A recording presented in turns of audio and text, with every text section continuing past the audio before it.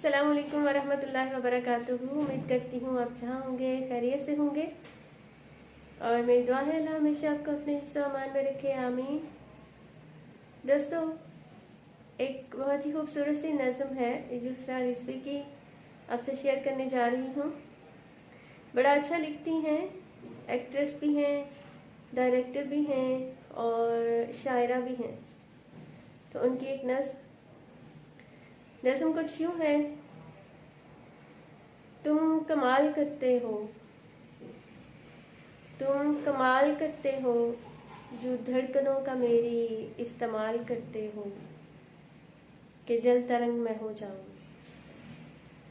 कि जल तरंग में हो जाऊं, रंग रंग में हो जाऊं, तुम्हारा नाम ले कोई मैं खुद बहुत से हो जाऊं, कि जल तरंग में हो जाऊं, रंग रंग में हो जाऊं, तुम्हारा नाम ले कोई मैं खुद बहुत से हो जाऊं, आमदों में खो जाऊं और इस खुशी में रो जाऊं, तेरी दिल फरेब छाँव में मैं आज थक के सो जाऊं।